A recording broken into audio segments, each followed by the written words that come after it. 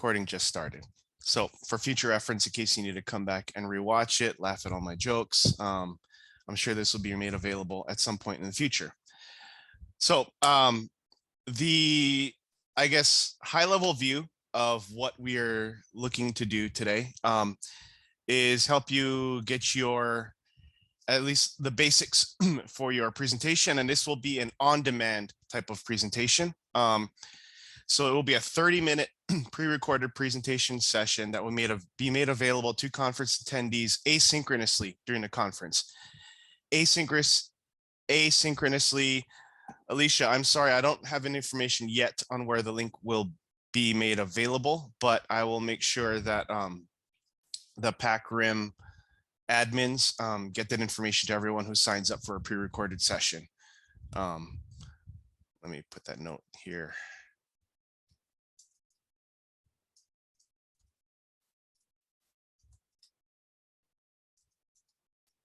Okay, so this, your presentation will be made available to conference attendees asynchronously, meaning that during the conference as well as 90 days post-conference. That means that they can log in at any time. It's like Netflix, basically. We're making Netflix for PacRim attendees. They can log in, go through and scroll through a list of available presentations, one of which will be yours, and they can watch at any time at their own leisure. So in case you're wanting to do any live Q&A or any type of live interaction thing, that's not an option with this track. If you're going to do pre-recorded, you're going to make a video package, upload it, and it's just going to be there in the library in the cloud like Netflix for people to watch at their own time. So so that's what's going on. So if you have a burning desire to do a Q&A and introduce yourself live to people, then yeah, you'd have to do sign up and go to the live track for that. So this is purely on demand for the attendees. Big date is February 16th. Write this one down and put a huge sticky note right in the middle of your computer. February 16th is when we need your presentation to be uploaded by. I'll go over where and how to upload it and what to upload, but just for now, know that February 16th is a drop dead date. Anything beyond that, and you will be the very first person to submit entry for PacRim 2023. So just make sure that if you want it for PacRim 2022, you're in by February 16th. Let's see, it needs to be meet accessibility standards, which we'll go over, and also be submitted to your Speaker Resource Center, which we will go over as well. So big takeaway here, February 16th. So how do you submit your presentation? I wish I had a live version of this website to kind of walk you through how to do all this, the login procedure, but I don't, unfortunately. So here are the 3 steps, though, in order that would need to be happen in order for you to submit your presentation. Number 1, you need to log into the CVent website. Once you register as a presenter, you should, if you have not yet already, it should happen soon, be getting your login info for the CVent website. And that's the website that's going to host the whole conference. It's also going to host all of your presentations as well. You would log into CVent. You would navigate to the Speaker Resource Center. Number 2 and number 3, you would need to go, you should have tasks. So you'd go to tasks for recorded presenters. That's what all of you are. You all are recorded presenters. And it's really hard to see. I mean, it's hard to see on my computer. Maybe it's easier to see on yours. The graphic there under step 3 is what you would look for. And you can kind of see the button there that says upload file. That's what you'd click on to upload the file of your, so you're going to upload 2 things. One, you're going to upload your video presentation, which will be a video. It's going to be an MOV or MP4 format. We'll go over that, what formats to upload things. But you do step 1, step 2, step 3. Under step 3, upload file, you're going to upload your video presentation. And also, if you have any PowerPoint slides, much like I have here, then you're going to want to upload that as well, so people can download those and follow along as well. Or if you have any links or anything like that, they'd want to click. So those are 2 things you'd need to upload by the magic date of February 16th. I'm going to I'm going to keep reminding you all of that date periodically throughout this, so that is seared in your brain. If you forget everything I say today, you'll wake up on February 16th knowing that I really got to do something today, and that is upload your presentation if you have not yet. So yeah, that is that. Again, I put a link in here of the PDF, so if you need to download it and kind of get a better look at what exactly that upload button and upload area looks like, feel free to download that. Is it close of business on February 16th HST?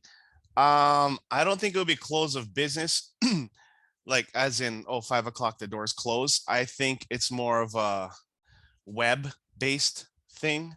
So at the end of the day, February 16th, you just won't be able to, you'll click that upload button, or what's more likely is you'll log onto there and this upload button won't even exist. So I would advise completing your presentation on the 15th, and try not to push it to the end of the day on the 16th. If you're really, really pushing it, I don't know, maybe you like to live dangerous and you want to push it. I would not recommend it. I would recommend playing it safe. Let's see. Next, video requirements. Not many requirements, but they are important. We tried to limit how much information I would throw at you in this section. So I'll keep it simple. Number one, maximum 30 minutes. If you're longer than 30 minutes, we're probably going to bump it back to you and ask you to chop it down. Unless like your presentation, I don't know, if I'm weeping by the end of it from sheer joy and my life has changed forever, maybe we'll let you go 31 minutes. But my recommendation is keep it under 30 minutes. I've had the question asked of me, how short can it be? I mean, there's no official minimum length, but I would recommend 15 to 20 minutes at least. You know, after you finish introducing yourself, who you are, where you're from, what you're doing, what you're going to present, you're a good 5 minutes into it already, and you should be able to talk for at least another 10 after that. So, you know, I'd say roughly 15 to 20 minutes minimum, but definitely 30-minute max. Hard time. This is going to be a tough one, but it is 250 megabytes size maximum. So I wish I could offer more. As a video guy, I can already see in my head alarm bells going off. 30 minutes, 250 megabytes, that's going to be tough. That's like trying to fit an elephant in a Volkswagen Bug. Good luck.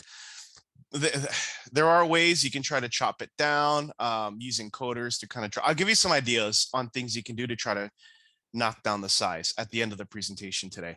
But just know that 250 megabytes is unfortunately the Cvent website maximum. That's not me being a mean guy.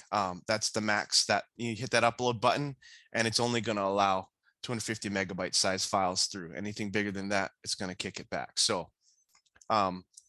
keep your video files smaller than 250 megabytes, and it's only going to accept two formats, MP4 or MOV. So there's a million and one movie formats out there, but unfortunately we can only, their website will only accept MP4 or MOV. So again, you'll have to convert it if it's in some other type of format. And again, I'll give you ideas on how to do that if you have no idea what that means at the end of the presentation. Next, if you are going to upload any slides or slide presentation, very easy. Two things you need to remember. Number one, again, is max 250 megabyte file size, which for a PowerPoint is overly generous. If you've got a 250 megabyte PowerPoint, you're going to be talking for a couple of years, I think. Anyhow, 250 megabyte max size, same for video. And then three formats it'll accept is PDF, PPT, and PPTX. I recommend PDF just because everyone's got Adobe or it's free. Not everyone has PowerPoint. So if you want to share your slides, I recommend doing it in PDF just so people can, they can scroll up easily and follow along, and all your links will still work and all that. So stick to those formats and you'll be fine. Next, visuals. You can use slides and or links or embedded videos in your presentation. Basically, anything you can do in PowerPoint is allowable. Just remember, again, golden rule, February 16th, cutoff date. Let's just say close of business time. And let's say business closes at noon. So have it early on February 16th. Wake up and hit that button right away and upload it. Don't wait till the end of the day. You don't want to get left behind. Accessibility. So let's talk about accessibility for a minute. At the beginning of your videos, you should do an introduction. I did kind of similar to what I did at the beginning of mine, where not only will you introduce yourself, who you are, what do you do, but you should also do a brief description of yourself for those who might not be able to see you. So for instance, this lady would say that she has short wavy gray hair and she's wearing glasses and she's also wearing a purple shirt. So you don't have to get too crazy. You know, we don't need to know what brand of eyeliner you're wearing or, you know, what designer Prada t-shirt you're wearing. Just, you know, brief description so people can get a basic visual idea of what you look like. So please start your presentation in that manner. Let's see next. So some basic recommendations for your presentation. I recommend a wired microphone. This is my own little personal thing I kicked in there. Oh, real quick, if this is a group team or team presentation, should we all introduce ourselves? I'll leave that up to you. I've seen people do it both ways, to where the first speaker will introduce themselves, and then after they talk for a few minutes on their topic, they'll say, and now I will introduce Samantha. And then Samantha comes on, and as before she starts talking, Samantha would say, hi, I'm Samantha. You know, I do blah, blah, blah, and I have red hair and sunglasses on or whatever, you know. So, or I've had people introduce their whole team up on the front if they're kind of going to be talking over each other, and just instead of one person talking, then the next and the next, if they're kind of all giving input, then I've seen them all do introductions all together at the beginning as well. It doesn't matter, just as long as at some point you give an introduction of yourself for people who are watching. So back to the microphone issue. I highly recommend using a wired microphone. It doesn't have to be fancy. I mean, I stole this from my son. I think it costs $8 at Walmart or something. It doesn't have to be fancy. The main idea with a wired microphone is that it is directional, right? So it's not going to catch my dog running down the hallway or my kids clamoring for another snack or anything like that, or cars passing by, planes flying over, helicopters landing in the backyard. It's not going to catch, you know, it's mainly designed to catch my voice.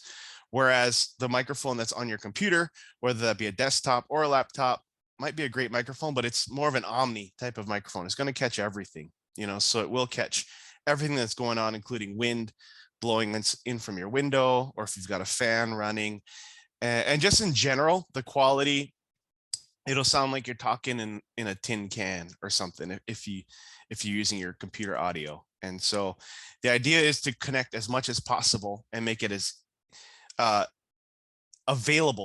make your content as available as possible for your audience. And so with that in mind, we want to give the clearest, most pristine audio experience as possible. And it's kind of distracting to have, you know, hissing or audio issues going in and out, and I can barely hear or whatever. You know, you'd rather people be really zoned in on your content rather than be constantly bothered by audio issues. So my recommendation, just get a microphone, or you can even use, if all you got is like a wired microphone that came with your phone or something like that, that's fine. Anything that's connected directly from your head or your body to your computer, or Bluetooth is fine too. I mean, if last resort, I guess you can use what's on your computer, but I highly recommend using some sort of wired or Bluetooth microphone. Number two, describe any graphics on your slides that are key to your presentation. For example, there's a picture of a woman on the beach in a wheelchair. She's wearing a hat, sunglasses, tank top, and shorts. The caveat to this is you do not need to describe graphics that are only for decorative purposes and are not key to your presentation content.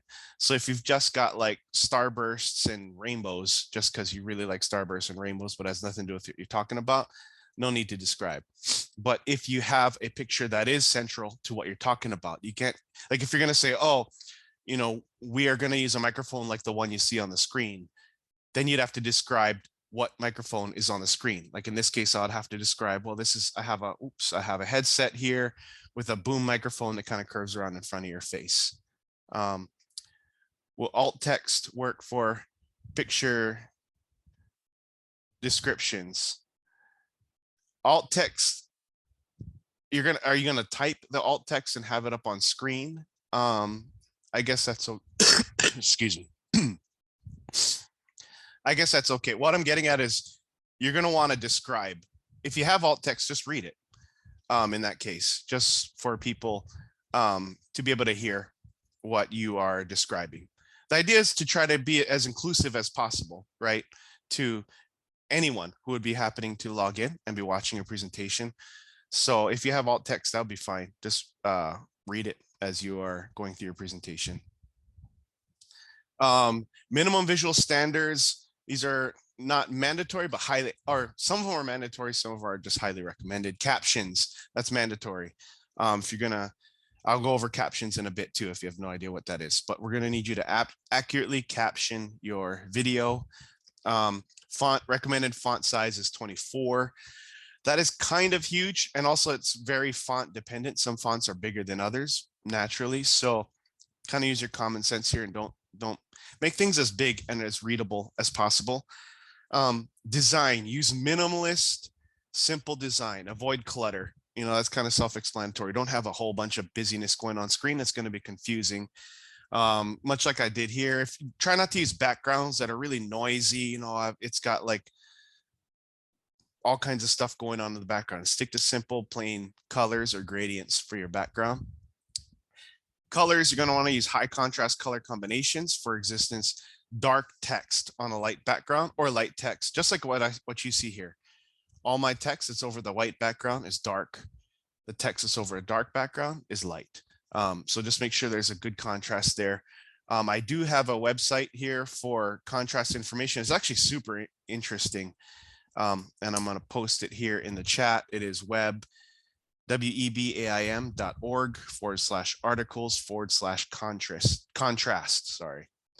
And I posted that link in the chat. And this will give you a lot of good ideas as far as exactly how far can I take it with contrast. You know, how it'll give you an exact like ratio, a measurable ratio that you can use to how close you can take it and which colors are contrast well. And you'd be surprised.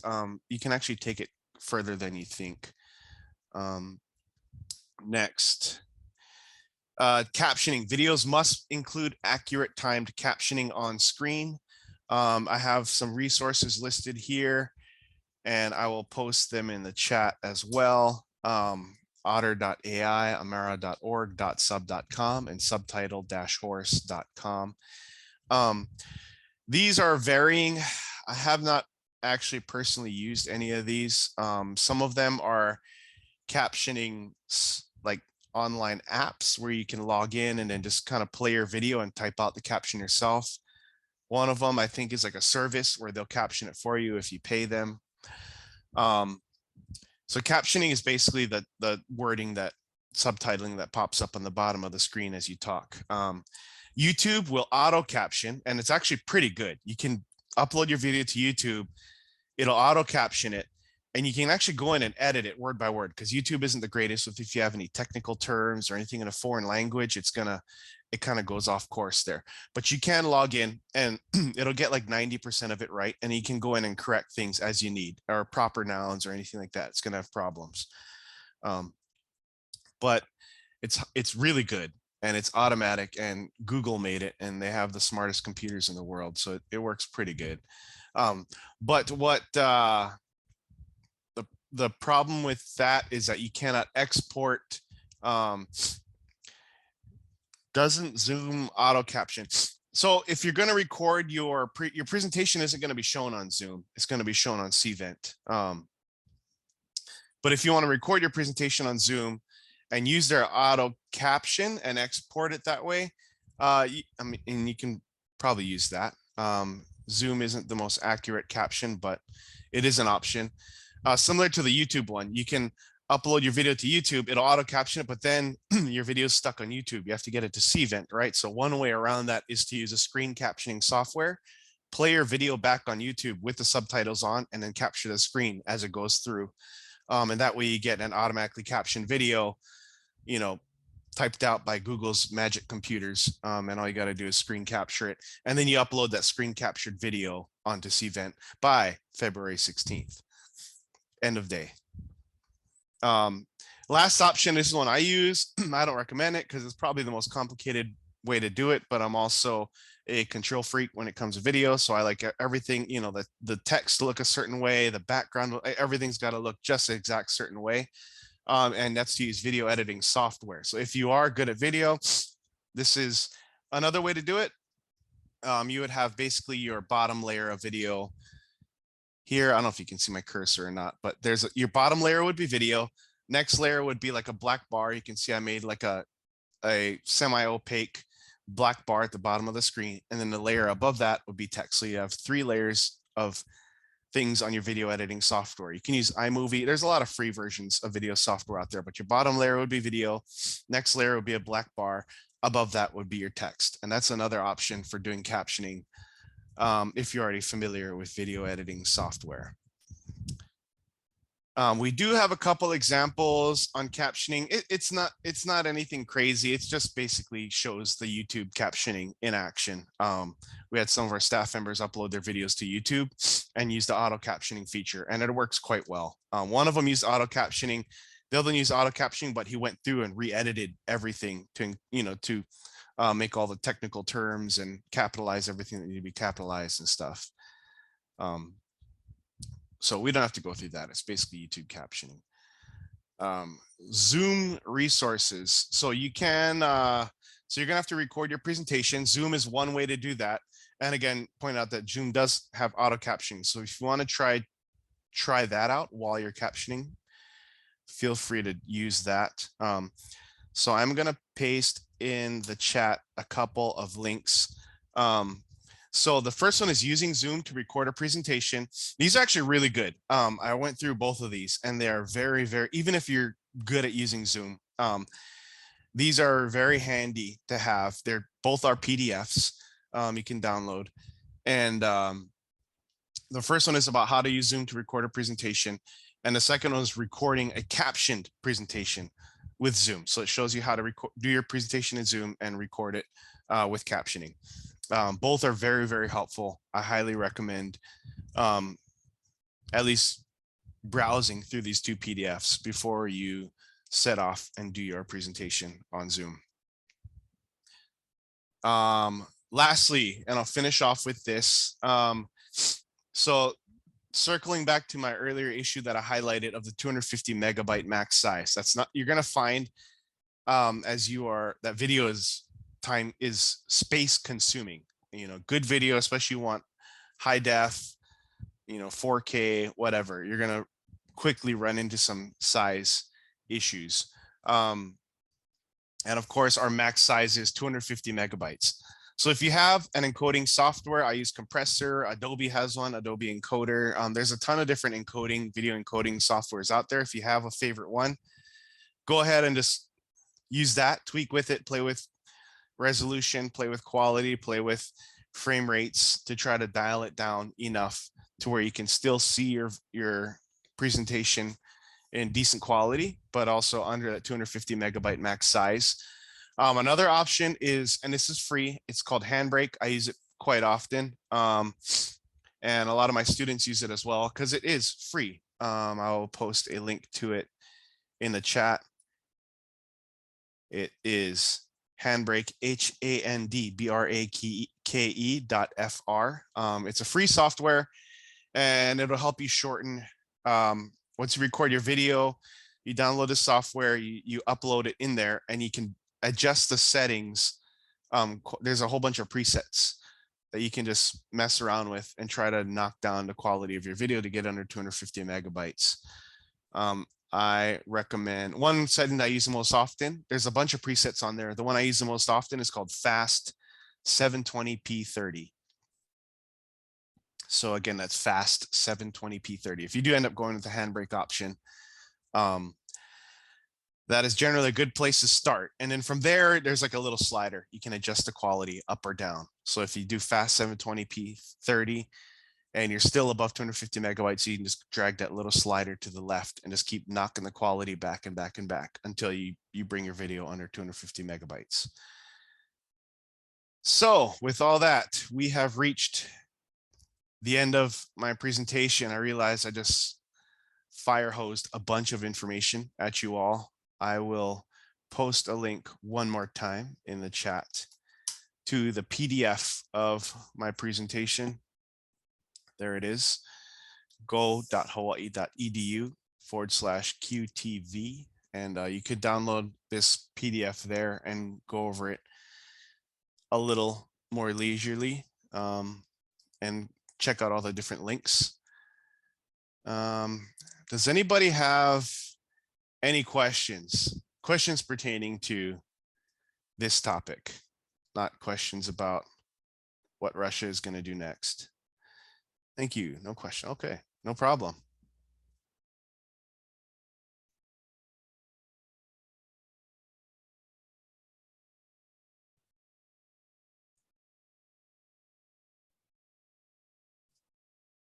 So we should be getting the website login info by email pretty soon, you think? Yes, let's see. I haven't gotten any notification yet from the PacRim admins.